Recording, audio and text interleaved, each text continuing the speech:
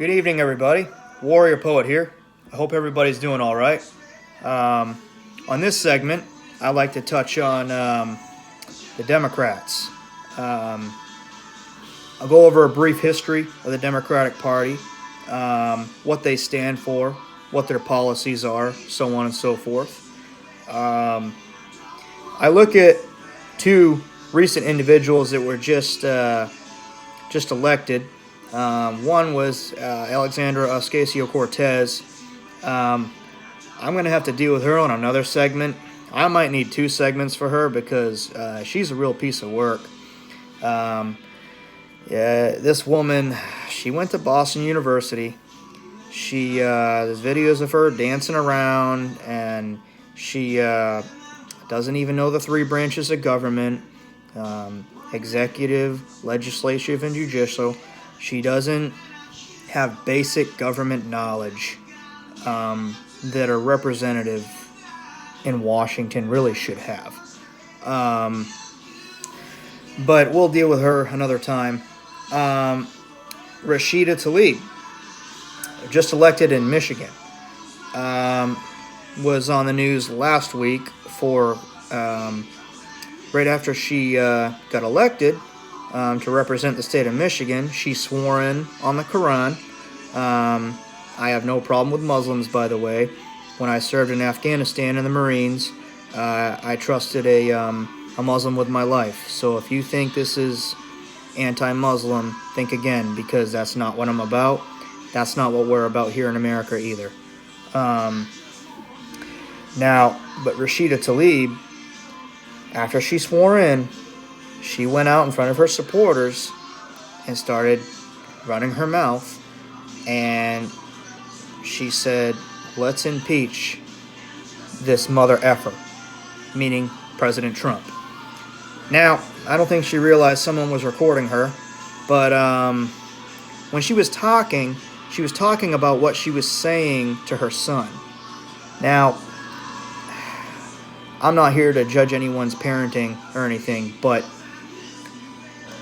if that's the way she was talking to her son, that questions not only her leadership, but her morals as well. I don't think that's the way you should be talking to your son, especially if it's about the President of the United States.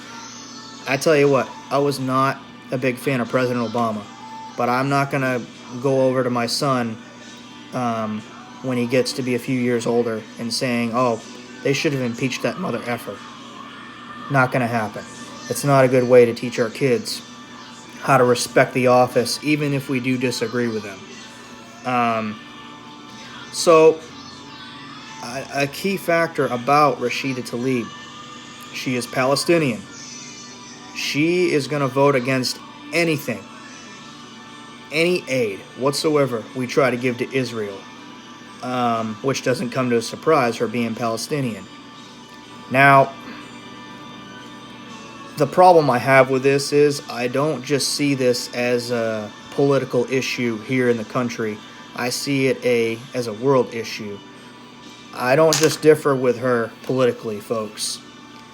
She is our enemy. I have no problem saying that. She comes over here after she gets elected to an office here in America and disrespects the president. Not only just disrespecting him, but wants to go right on there and say, "Oh, well, we're not going to help our allies. We're not going to support our military." I have a problem with that. As a Marine veteran and as someone who takes not only this country and the way we govern seriously, but how we fight wars. Okay? We need to be there for our allies, like Israel. It is very crucial and important that we help Israel. Their fight is not getting any better. And it's going to get ugly and worse before it gets better. So when I look at someone like Rashida Tlaib that the Democrats in Michigan just elected, I don't see her as someone as a difference of political opinion. I see her as the enemy. She's in Washington, folks. She's representing the state of Michigan. Watch out for her. Now, the Democrats never cease to surprise me as far as who they elect. But let's touch up on a little bit of history of the Democratic Party. The Democrats started in 1792. You can date back to Washington, Adams, and Jefferson when you had the Federalists and the Anti-Federalists. The Federalists were more pro-government, strong central government, and the Anti-Federalists, aka the Democratic Republicans, were more radical and weaker central government, more power to the states. Now, when you look at this, you see, okay, the Democrats and the Republicans. Okay, so the father of the Republican Party we know is President Abraham Lincoln. The father of the Democratic Party is Andrew Jackson.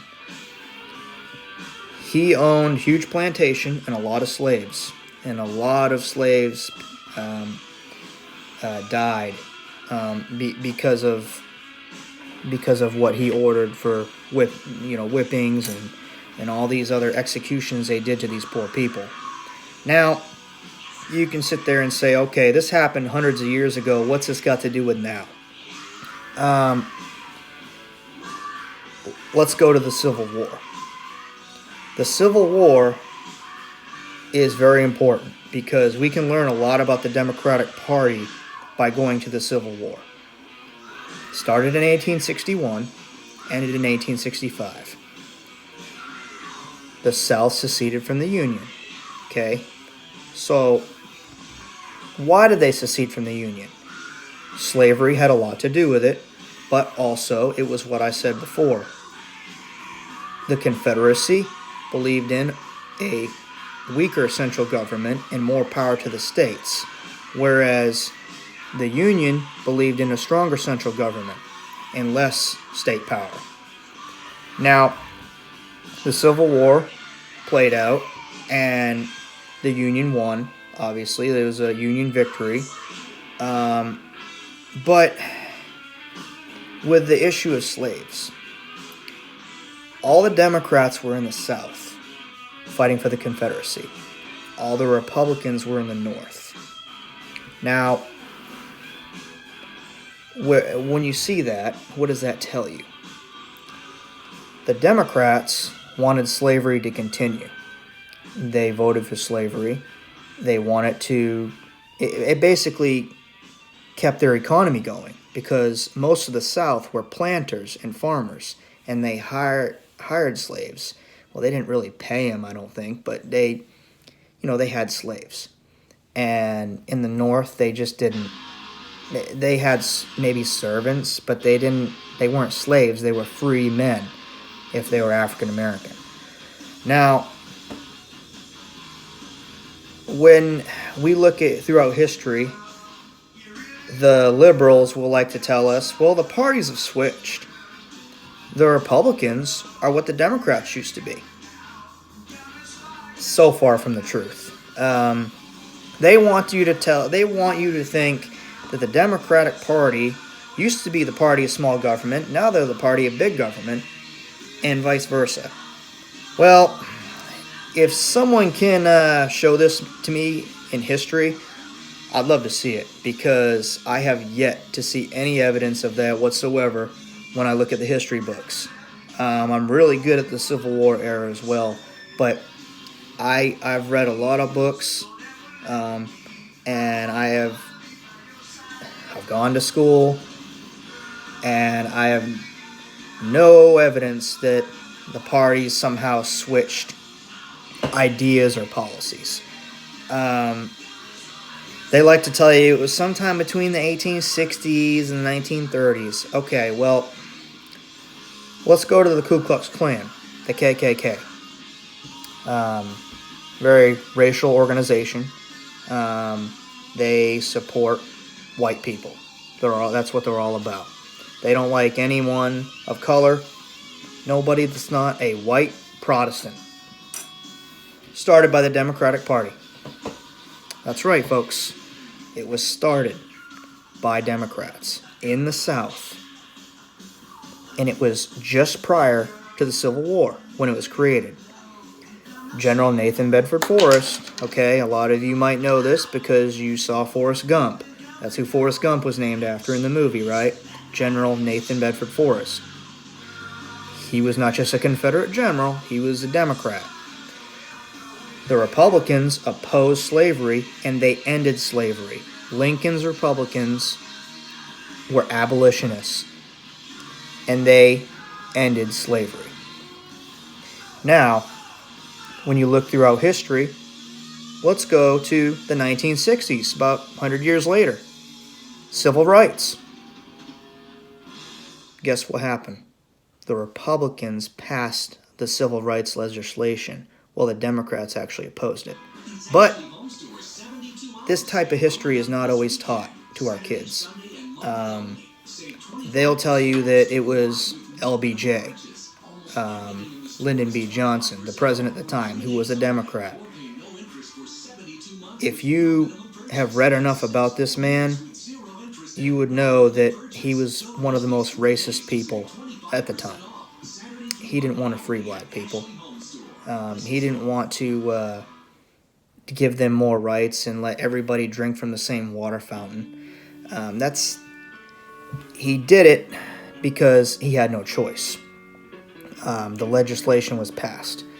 And so that's another myth that people like to throw out there. When you look at Democrats, they have socialist ideas. Everybody should get the same wages. Everybody should get free health care. When in reality, folks, that's not how it works. Health care and all these things we buy with our money. We have to buy that, okay? So if they're proposing free health care or high minimum wage or high this, more that, someone's paying for that, aka the taxpayer. So, what do the Democrats do? Tax and spend, folks. And they are not giving more rights to minorities by giving them free paychecks, whether it be welfare or whatever benefits, and driving them in what we call urban plantations, meaning the city, but not a good part of the city, and basically it's like segregation all over again. That area is where all the minorities are. You got the blacks, you got the Mexicans, Asians, and they're all in certain areas. Why is that? Why can't they all be together?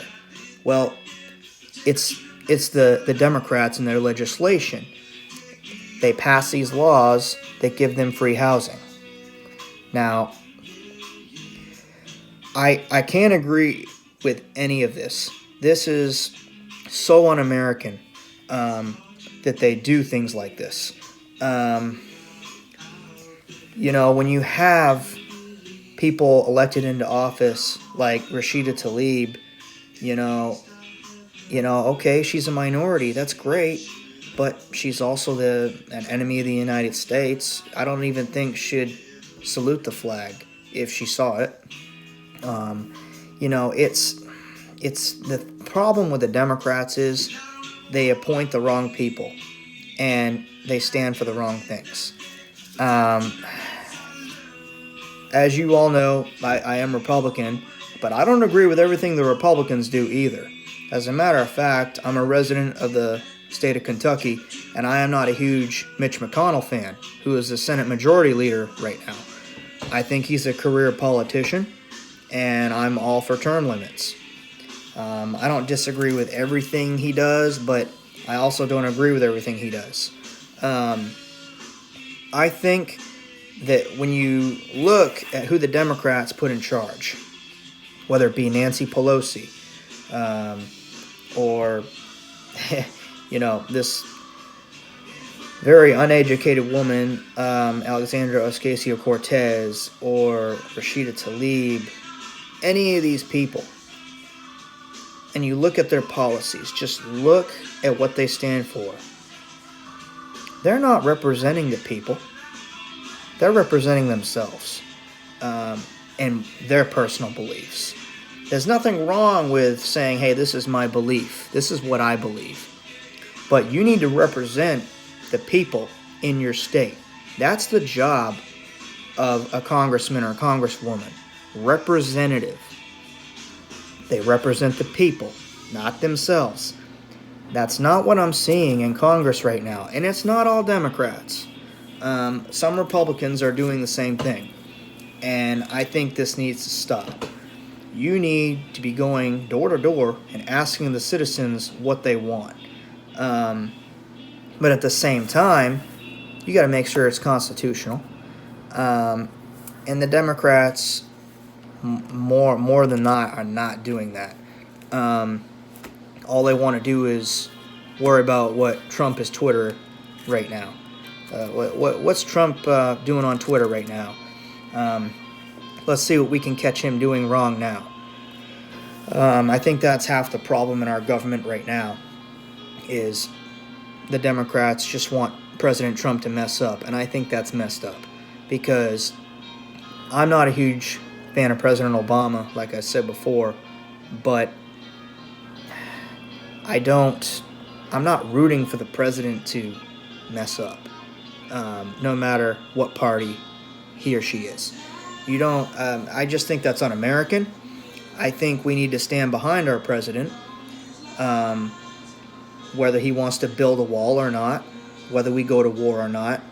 I think that's a part of being an American. And I think a lot of Democrats miss that, and some Republicans as well. But when you look, I think a lot of the majority of these liberals are brainwashed to think that, oh, well, you got to vote Democrat because that's, that the Republicans are just going to vote with the rich people. False, folks. So false. Most Republicans I know are small business, hardworking men and women. Whereas, I'm going to be honest, most of the Democrats I know work for the government. Or don't work at all. So, reality check. Before we go to the polls and vote, before we make a judgment, look at the party, look at what they stand for, look at the candidate. Research their history, folks, and what they stand for. That's all I have for today, and I hope you enjoyed this segment. I intend on doing another one this week as well. So keep up the good fight.